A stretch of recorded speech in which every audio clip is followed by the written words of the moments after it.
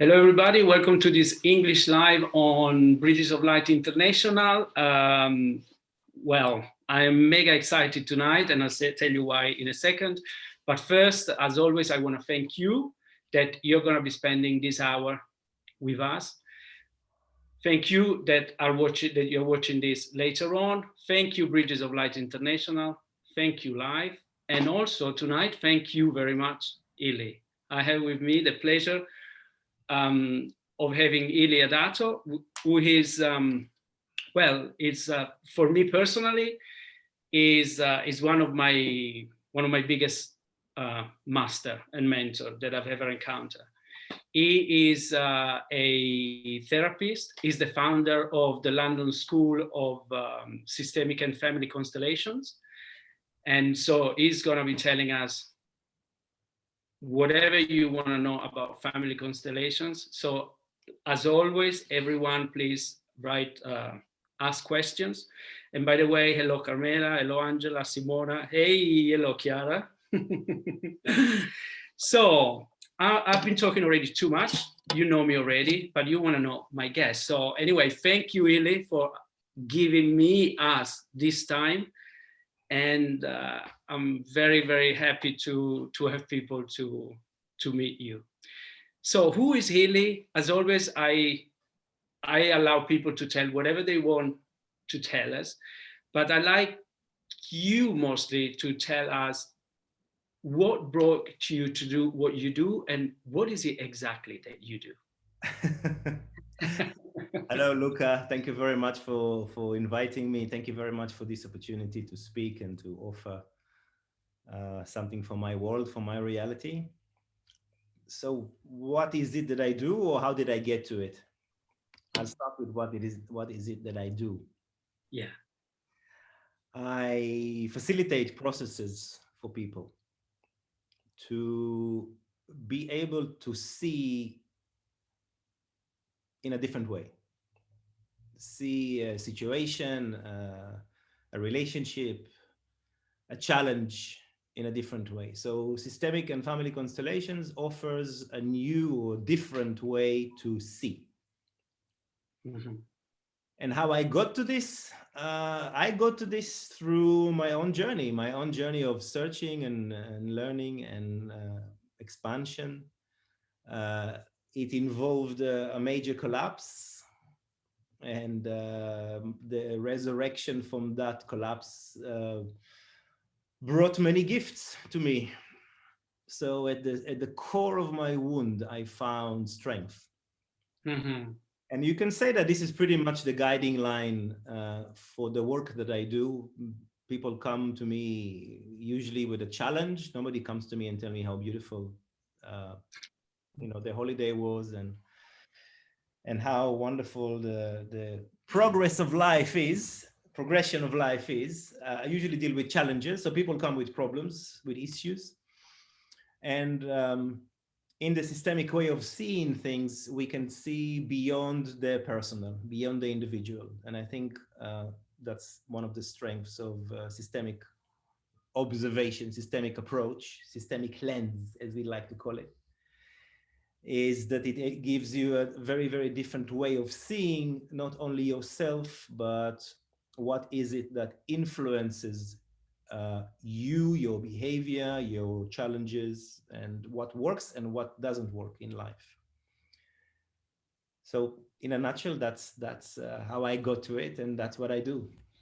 Thank you so much. So would you say that family is where we learn how to relate with anybody else in life? It's a good question.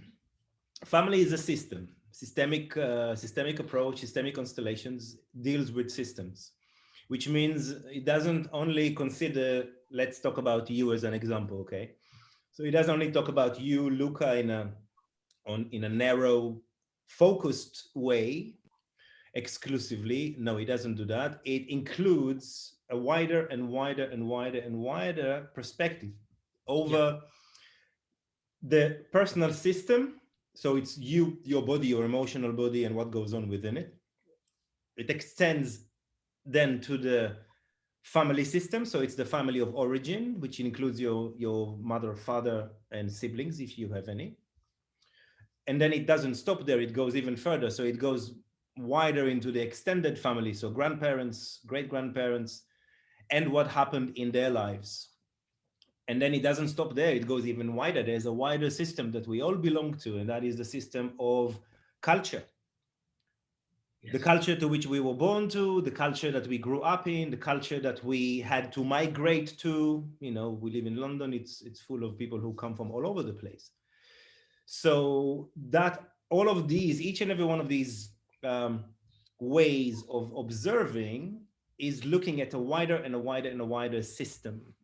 And then why do we do that? Because we get answers, we get information in each and every one of these stops, in each and every one of these expanded, it's like a zoom out. Yeah, I start with you and then I zoom out and then I zoom out a little more and I zoom out a little more.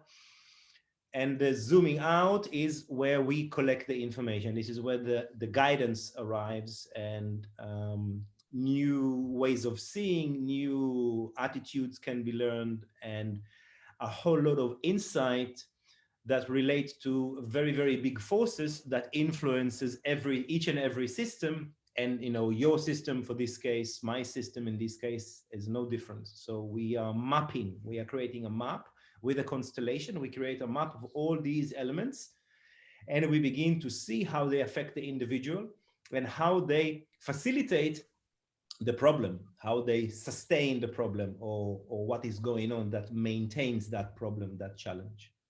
Thank you.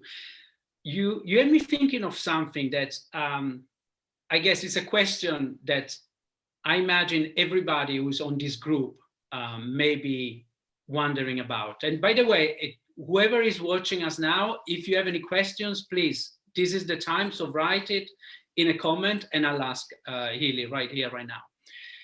But you talked about forces and mapping and getting information from wherever. Okay, so the question is, how much would you say that when you work with somebody in a systemic way, but I'm talking about you, Illi, in particular, and I say that because I think that's why I really consider you to be a great master. So how much of your ability comes from knowing, let's say, the systemic theory, and how much of you is, let's say, invested or engaging in doing whatever that you do that truly seems like almost magic? In other words, how can you get some information about somebody? And I have experienced it firsthand on myself and on people I've been seeing Illi working with on groups. How is it that you can get an information so accurately? You know, you hit the nail on the head. And where does this information come from?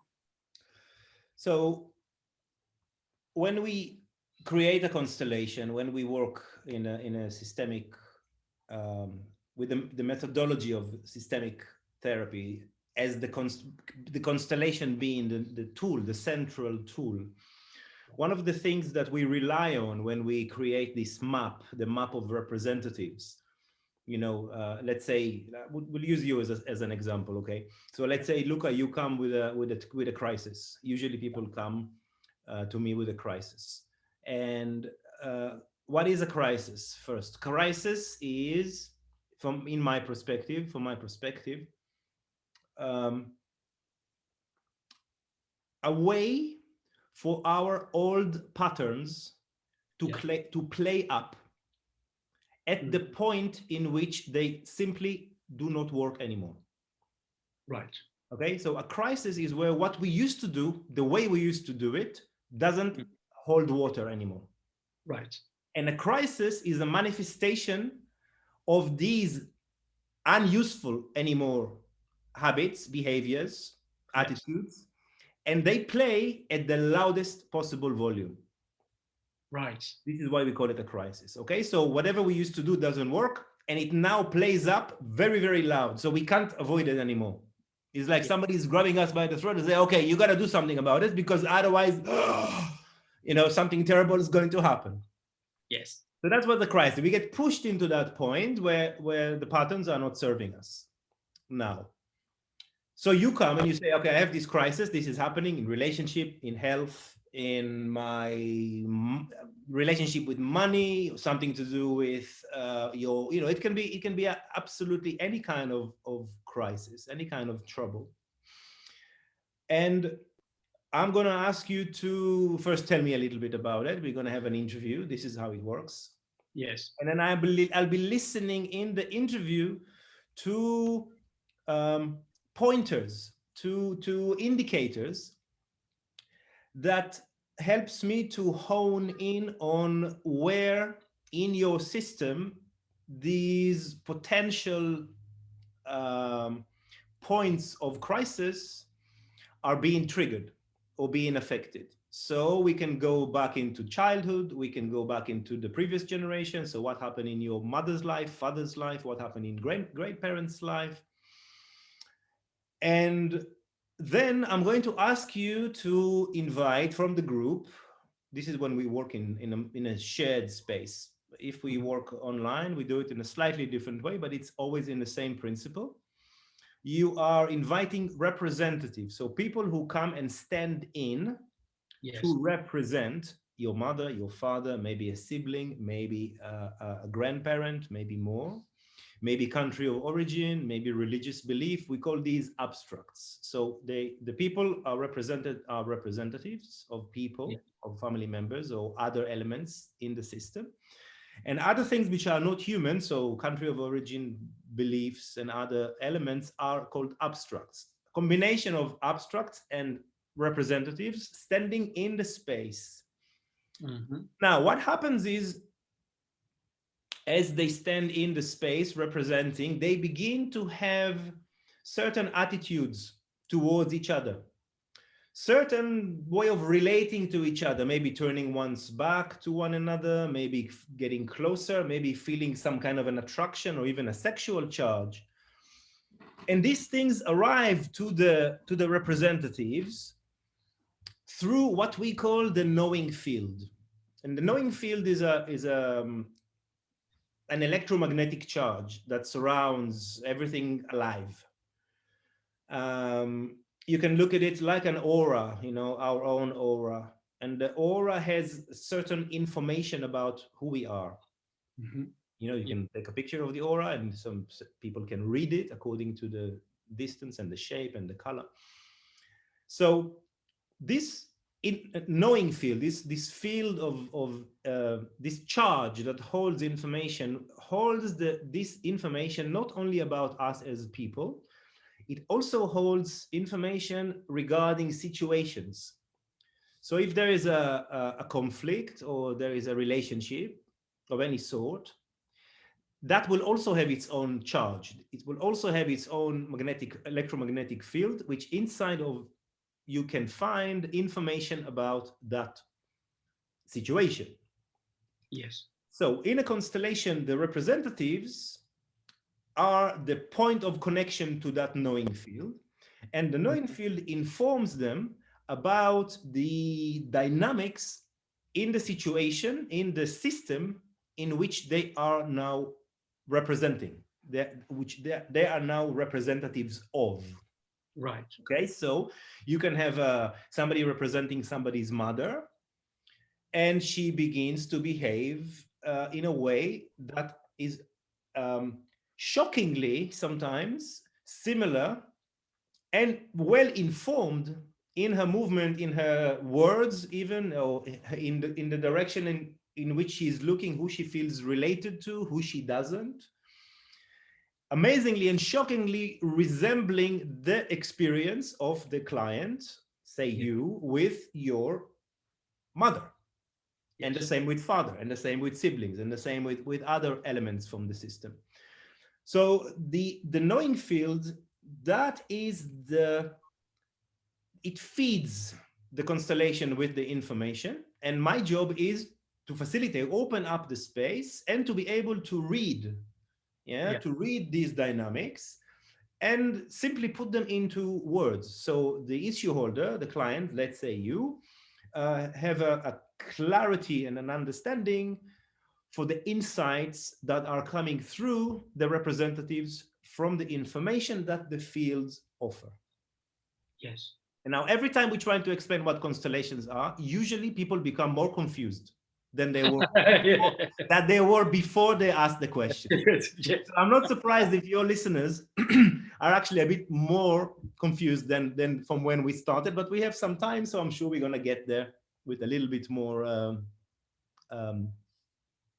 making it a little bit more understandable. It's a little bit, it Yes. sound a little bit weird. Mariella asked a question. I have a question for you, but thank you for the explanation. But you're right, it is not an easy, straightforward kind of therapeutic method, so to speak. But Mariella is writing, what's the key of success, and in what percentage it's up to us? Thanks. Success with regards to the process? I don't know what she regards it to. Success Mariella, if you can be specific, I don't know if she means success is in the general sense. Literally, this is what she wrote. What's the key of success, and in what percentage it's up to us? Thanks. I guess she might mean how much agency, so to speak, we have in life. I really don't know, but Mariella, please let us know more precisely what you exactly mean by success. The question is about the success of the process, of the constellation process. I can say that what my commitment is as a facilitator of constellations is not to a successful end. Mm-hmm.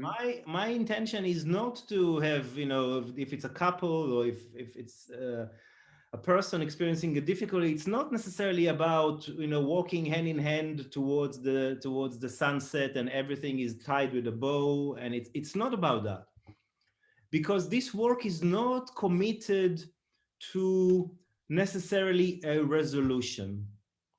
Right. This work is absolutely and certainly committed to insights. Right. It will give you a very, very different way to see what the situation is, what are the forces that are being playing out in any given situation. To say that I'm entering every session with the desire to create a happy ending, yes, or to relieve, you know, to take my clients' problems away from them, I would not say that, because that's not what I do and that's not what I teach. Yes. As an outcome of the process, there is a lot of relieving of pressure, stress, depression, sometimes even suicidal tendencies can be shifted. But really, this happens as a byproduct of this new way of seeing. And I think that's very, very important. So actually, it's a very, very good question. Thank you, Mirella, for... Thank you. Yeah, she's clarified now, I'll tell you. But thank you. So would you say that it's the process is aimed more at gaining awareness? Yeah, I think that at the end of the process, what you gain is an increased awareness. Mm-hmm. Not only to the situation, but also to the role that you yourself are playing in it. Yeah, so that is definitely one of the outcomes of doing systemic work and constellations. Yes. Thank you. And Mariella, then she's writing now, I'm wondering, ... what kind of success makes we realize our happiness and statements of mind and spiritual peaceful? Sorry, can this is literally what she wrote. Yes, I know. I'm wondering what kind of success makes we realize, I guess she means makes us realize our happiness and statements, or a state of mind and spiritual peacefulness. Peaceful, but I guess she means peacefulness. You see, this is a very interesting concept, because it goes across the board, I think, with our society, you know, in the Western world and beyond, that there is almost like a panic around the subject of happiness. Mm-hmm. Or Another example is self-love, loving yourself. Now, if we look at it from a systemic perspective, if you grew up in a family that for generations, for whatever reason, yeah, and that usually involves a trauma, but if you grew up in a system that for generations could not entertain happiness, it wasn't part of the reality for whatever reason I mentioned, it's usually surrounding a trauma. Trauma can be personal trauma or what we call transgenerational trauma, trauma that happened in the history of the system. Now, if one grows up in a family where people could not love themselves, again, as a result of a traumatic experience, or does not able to have happiness, enjoy the benefits of happiness, how could these learning and knowledge be transferred to another aspect, another member of that family, say yourself or another person, if in the system it doesn't exist, the knowledge of how to do it does not present itself and didn't present itself. So just by trying to, focusing on happiness, making happiness the aim, making self-love the aim, without understanding the underpinning forces that were there or that were not there in the system, can be something completely foreign, can be a completely different language, something that is not comprehensible and not processable because it doesn't exist in the systemic makeup. So we are not committed to make our clients happy. I'm not committed to, it's not about making them happy. It's not about, removing the bad, okay, removing the difficulty. It's about awareness and it's about insight as to the links. So imagine it is a process of connecting the dots. It's like dot to dot to dot to dot to dot to dot to dot. And then when you look at it, wow, you get an image. And this is the image of the situation that brings awareness, increases the consciousness, because you don't see it anymore in the way you've seen this before. If you've seen this before, the problem would not occur. So really, this is about giving you that image, that new map, which enables you then to resolve. And I trust fully the process, and I trust fully my clients. So they will be able to connect the dots, and they will be able to take from the process everything that supports their healing. Thank you. So, Mariella, let us know if Illi answered your question, or if you have more questions or something else you like him to clarify. But Natasha is asking now, is writing. Actually, I'm a little confused. Smiley face, red face. Then you see the relationship between the client and some stranger persons. Am I right? Just because the client pretend they are his relatives? Okay. Not sure.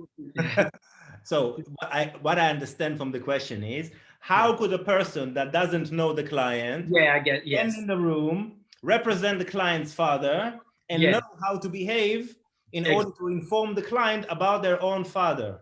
Yes. That's what the question is. Yeah. So first of all, the magic of it. The representatives, they do not pretend. No. There's not even a role play. This is not psychodrama. Yes. People are not stepping into somebody's shoes and try to behave like this person. No. Representatives are doing something very specific. They stand and they are present. That's all I'm asking my clients, my representatives to do. And as they are present, while they are present, I'm asking them to pay attention to any inner movement that emerges internally for them, from the inside of them. Yes. And if there is a movement, which means if they feel like there is something telling them to turn, then I tell them, feel free to turn. If it pushes you out, you feel like you want to be pushed out of the constellation, walk out of the room sometimes, do that, follow that. So it's a very subtle way of being in somebody else's place. And it's just about being open to the information that arrives from the knowing field. And if the information does not arrive, which also happens, that is also information.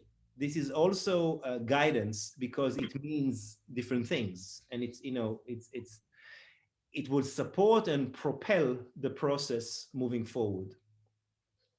Yes, thank you. And you know, I'd like to share something that clarifies this, how it works for Natasha, but everyone else. I remember it was probably one of my first constellations, and it was with you, Hilly. And I remember I was a representative, okay? And for me, it was so obvious that I couldn't have pretended anyway, because I tell you, every time I've been representing, you literally, like Illi said, you just notice, you're just being present, and you literally don't need to do anything. And I'm trying to explain what cannot really be explained in 2 words, but you get a feeling, like once in particular, this is what I'm going to share. I had this strong feeling, and it was a feeling that I had never experienced before, by the way. That's what was really interesting for me. I felt I wanted to cry, but I couldn't cry. And you know what? It has never happened to me in my whole life. In other words, if I have ever felt like crying, I would cry, okay? Or I would know that I can't cry here, but I would go somewhere else, but I'm crying, I know I'm crying. But that particular moment, I literally, is like the crying energy, that the sadness was bubbling in me, but there was another force that was not allowing me to cry. And then whoever was involved, because I didn't know anything about the person I was representing, and when I say the way I was feeling, it emerged that that person had difficulty in expressing his emotions. So you see, but for me, it was obvious that I couldn't have made it up, and it was a state of being that I had never experienced before. It was literally mind blowing. So yeah, incredible. Anna then is writing. I know this kind of therapy, and it is very helpful after each section. I guess she means session, because it's very easy to see what happened in the past and in all family until grandparents. Evelyn, she's asking, will this be on YouTube? Yes, Evelyn, tell people that are not on the group that yes, they will. Bridges of Light will upload it on YouTube, so anybody will be able to watch this. Yes. Now, any other question? But Mariella, please let me know if the answer you got was satisfying. Then Mariella also wrote, you must have mentioned something, and she's writing, she wrote, I hurry up for what? Material success or spiritual growth?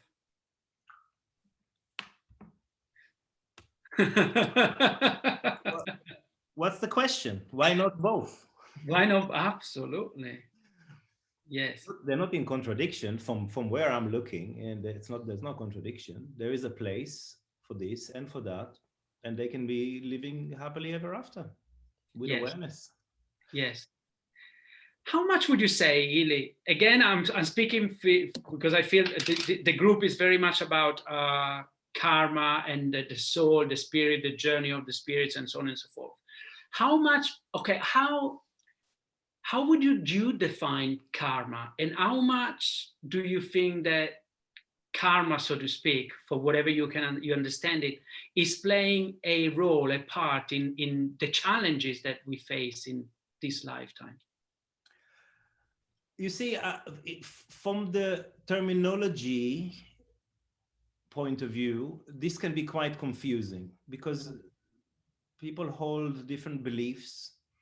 Yes. And there are all sorts of practices and philosophies and ways of looking at reality, at life, at the soul's journey, which I personally, I prefer the systemic lens. Because the systemic lens really offers me something that is tried and tested, and keeps on coming up with the goods, keeps on Delivering. allowing people to make their own sense of their own karmatic entanglements. Yeah. Yes. So I don't necessarily use this terminology when it comes to the process. I would say that the process can be, it has almost like it's a two-faceted. You can look at it from two completely different perspectives.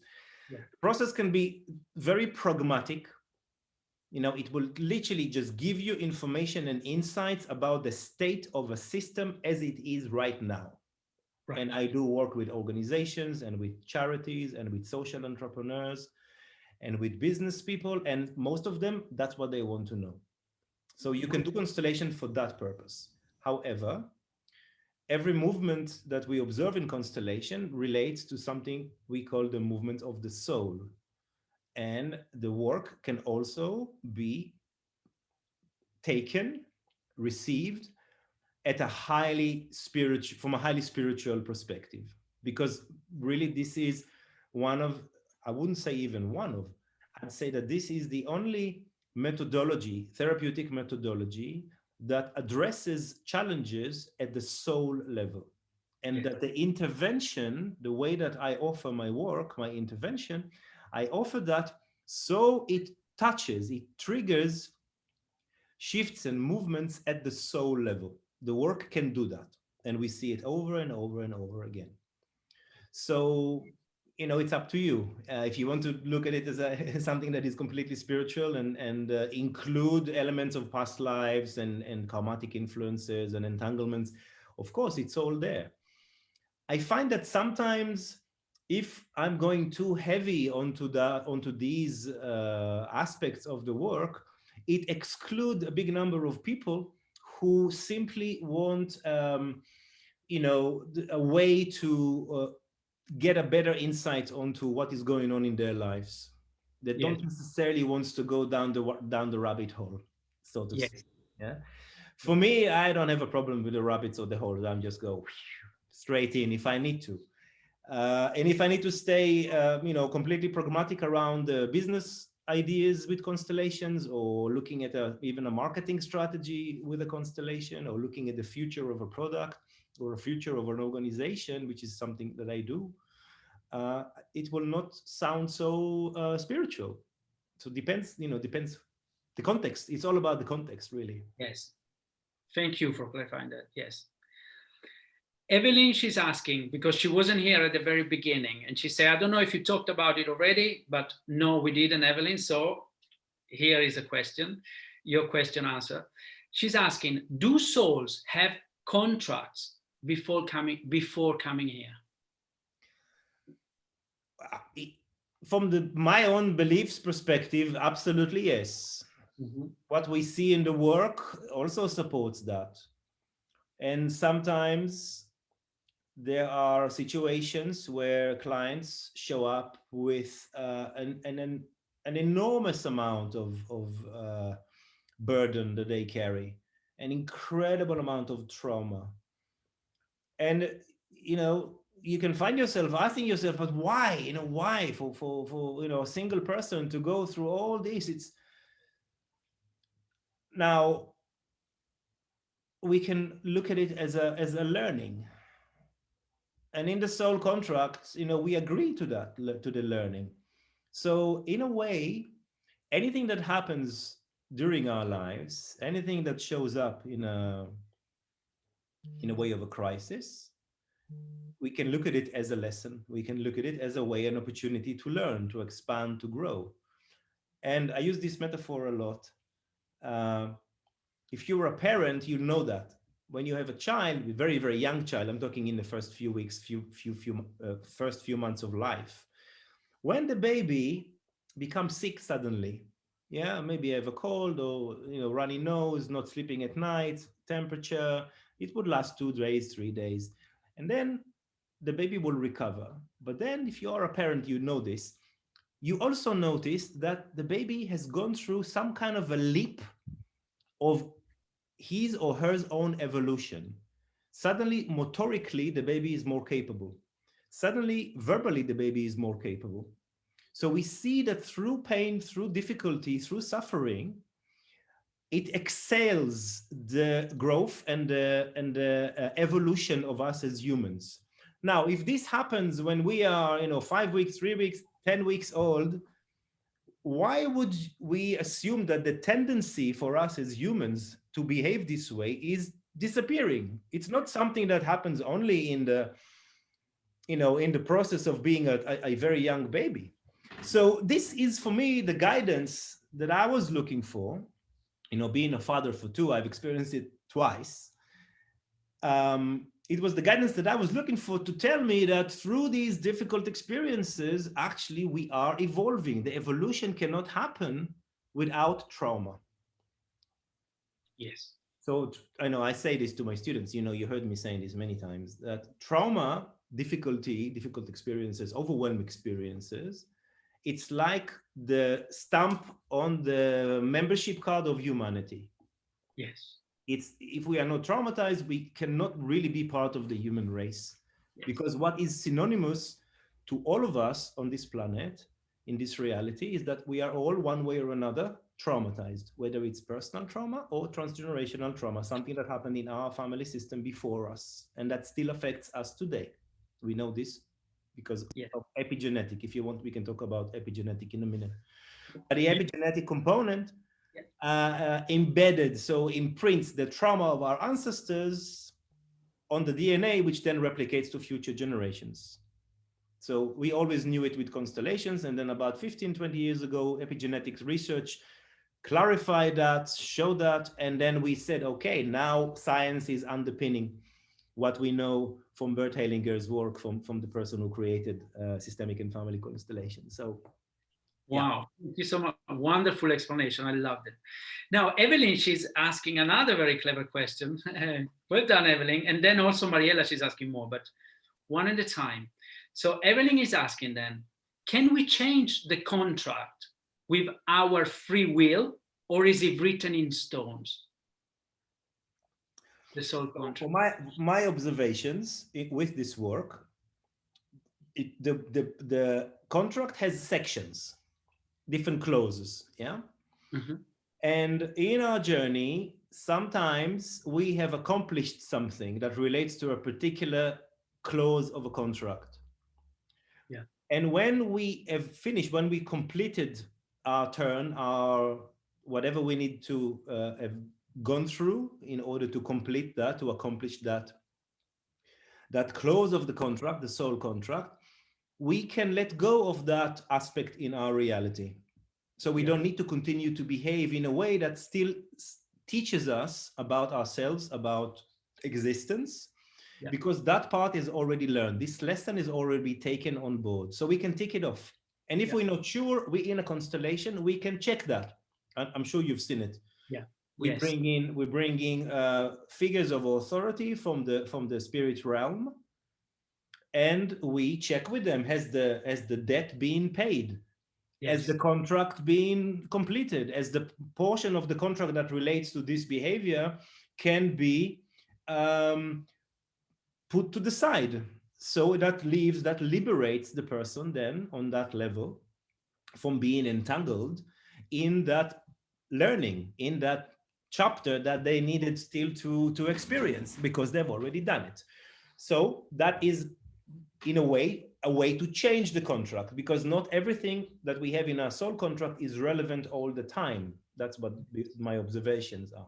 We can move on, and then actually what happens is we go deeper and deeper and deeper into the finer and finer aspects of our soul contract as we grow with awareness, and we are able to go and go deeper and deeper into the core of our wounds, into the core of these learnings that are coming our way from existence as our life evolves, as our journey evolves.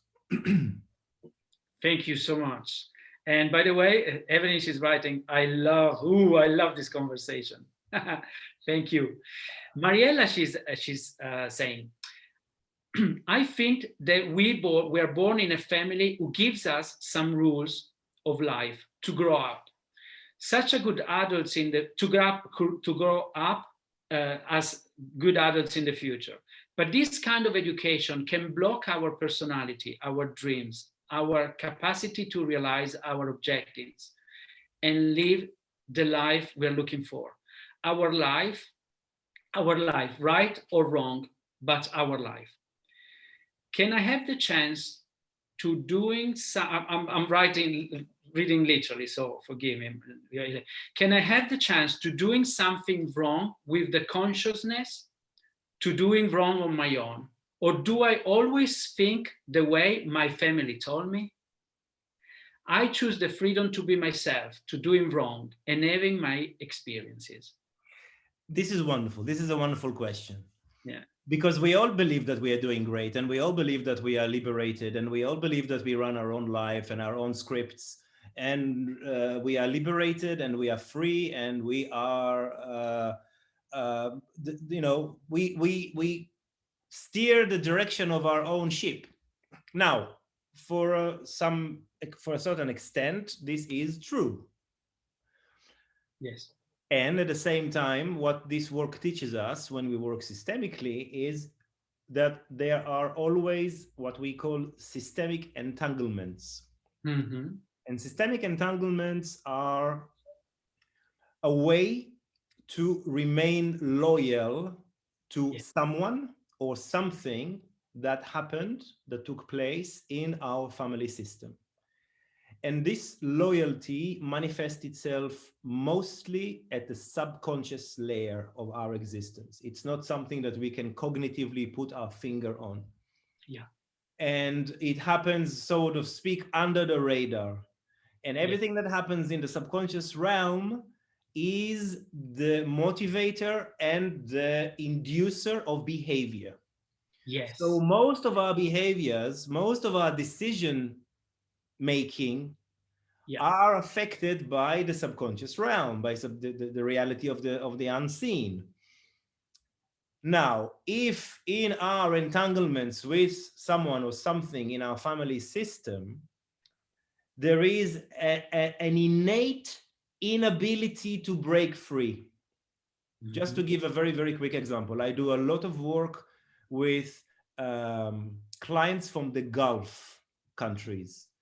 And these clients are on a journey, like you, like me, on a journey of growth, expansion, empowerment, awareness. However, most of them belong to family systems that never have had these sort of possibilities available to them because of the society, because of the politics, because of the religious aspects. For whatever reason, this was not made possible.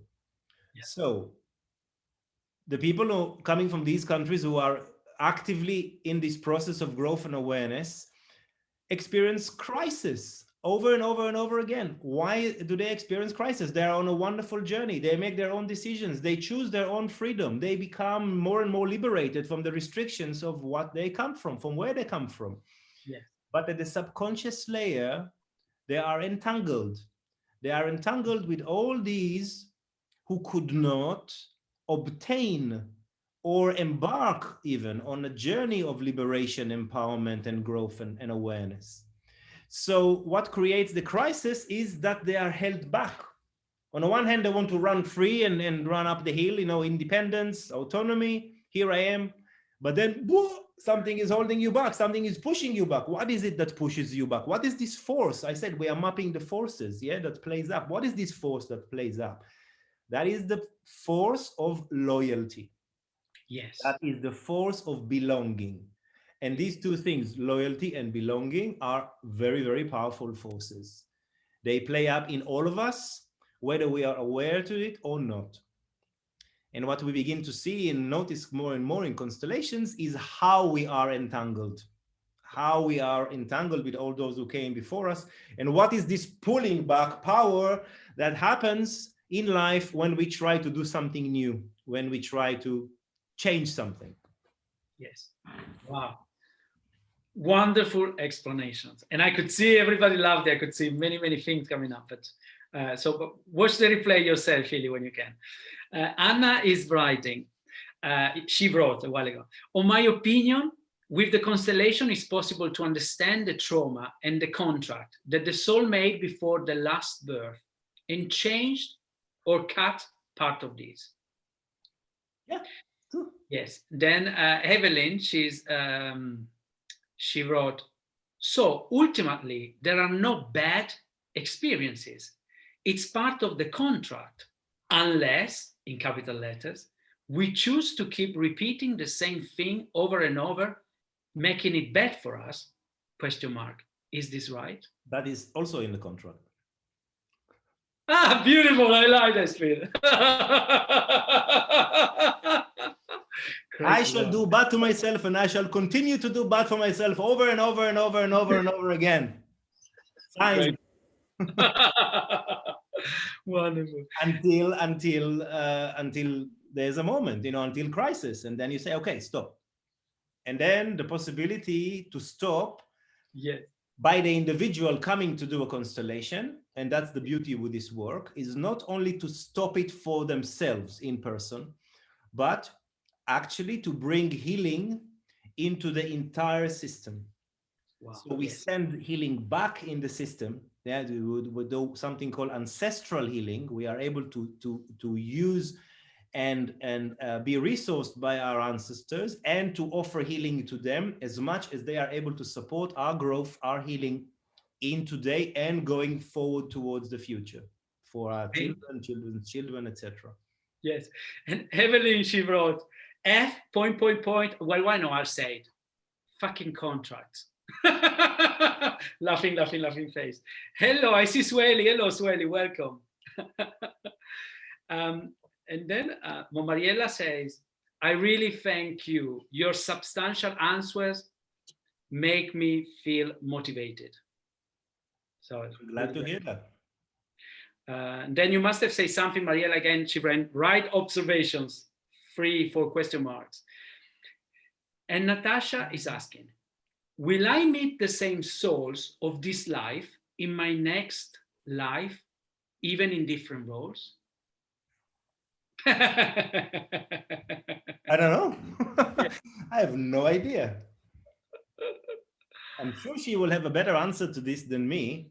If she wants to, I can certainly facilitate for her a process where she can investigate that, when she can delve into this, open up whatever she needs to open up and ask questions and get, answers and support and resources and nourishment from a whole variety of sources. Ancestors I've mentioned, future lives I mentioned, I'm mentioning now.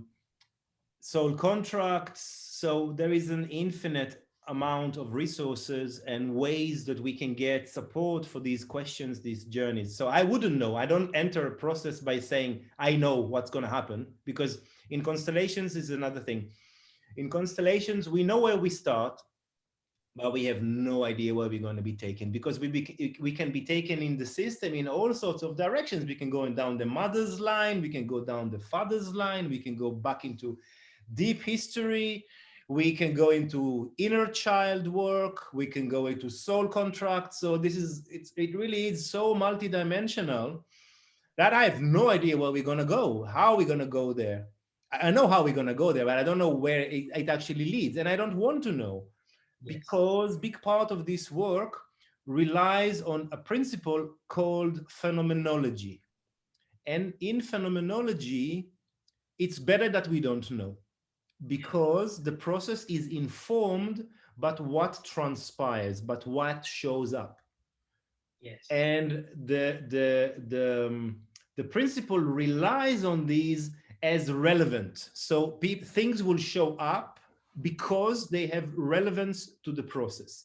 And because they are relevant, we are including them. We harness them and put them into the process. So maybe by putting a representative for that thing that showed up, or bringing up as a question in the session, or in other ways. But mostly it's about being in a listening to what transpires, as opposed to have a fixed idea, or I know this, I know what's going to happen, and I know what needs to be done. It doesn't work like that. This is not what systemic work is about, and this is not what constellation is about. It's about inclusion of all the elements that are seen and that are unseen, and that they have relevance. So they will pop up and they are simply going to have a message for the client, for me, for the other participants.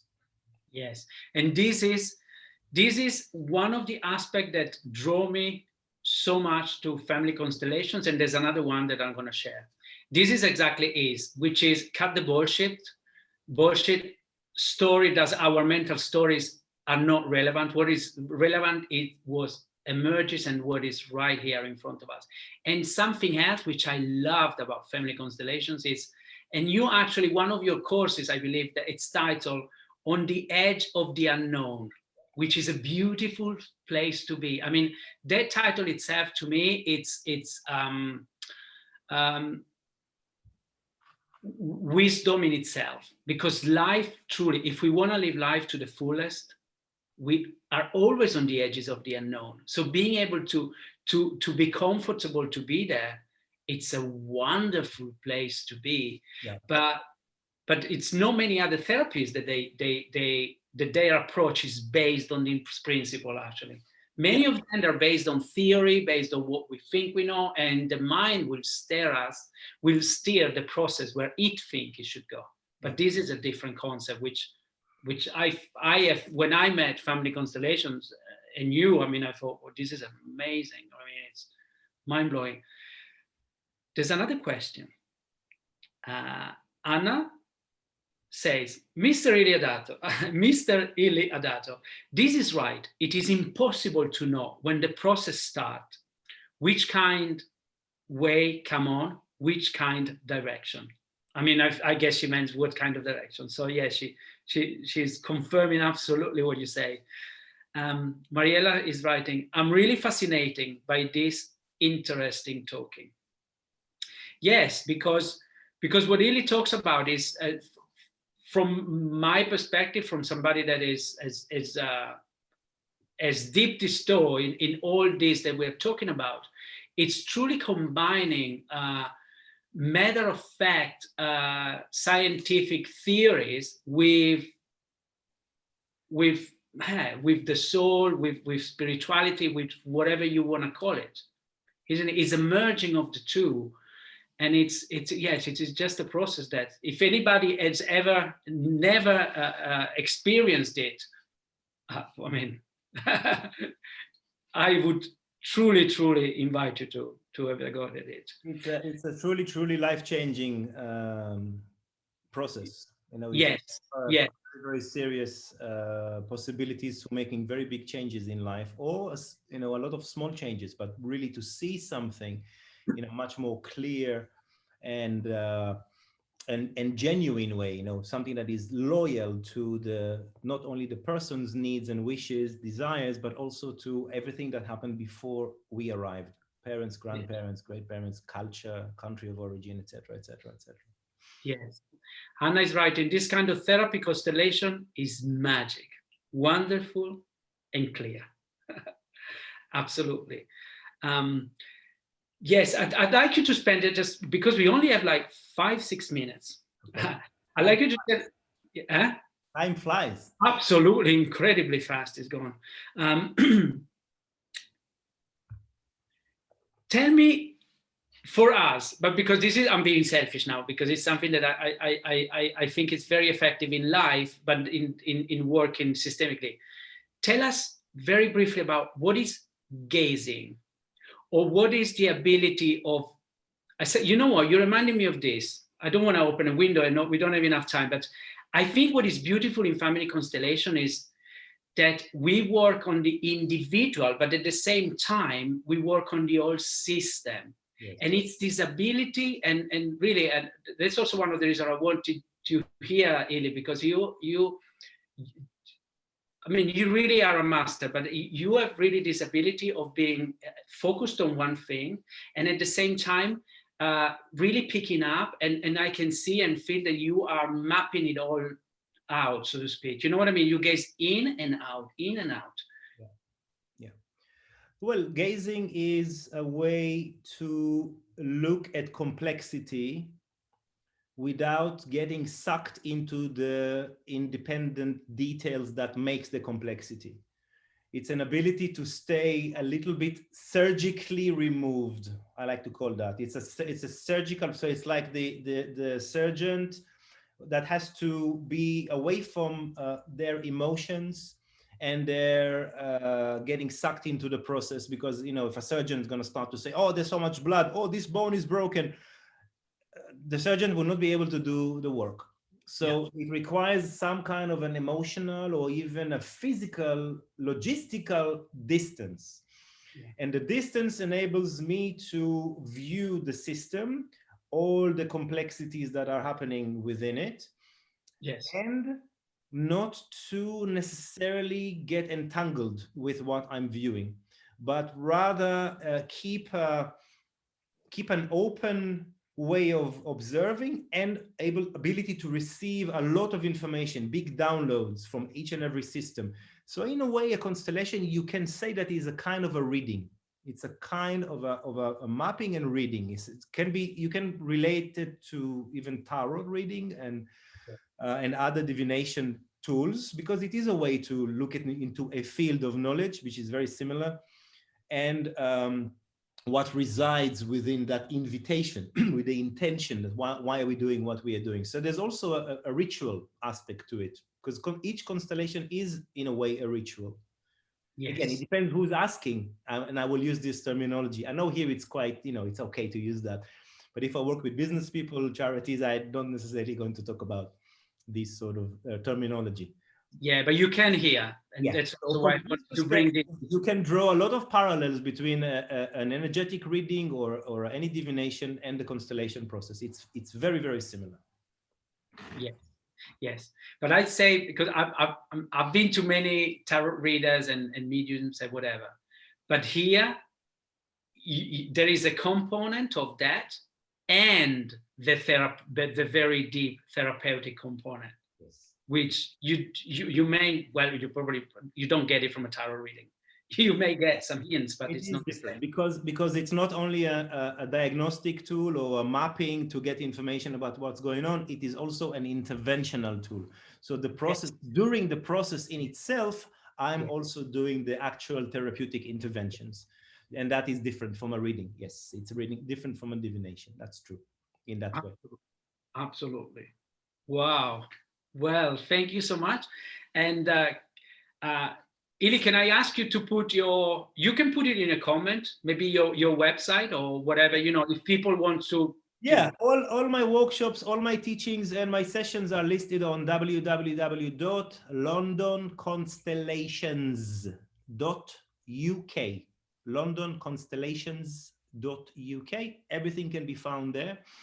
And there's a lot going on. I'm teaching online. I'm running introductory workshops so people can learn the basics of constellations. I'm teaching therapists to become facilitators of constellations. So they add it as an additional tool to whatever methodology they already use. And I work with a whole range of people and individuals about making better situations and difficulties in life. So come and check it out. Yes. Well, thank you, Illi. Thank you so much. I'm really happy you accepted my invitation. Thank you, everybody. I love you all.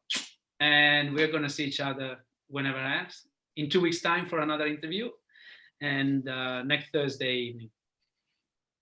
Thank you, Luca. Ciao. Thank you. Bridges of Light.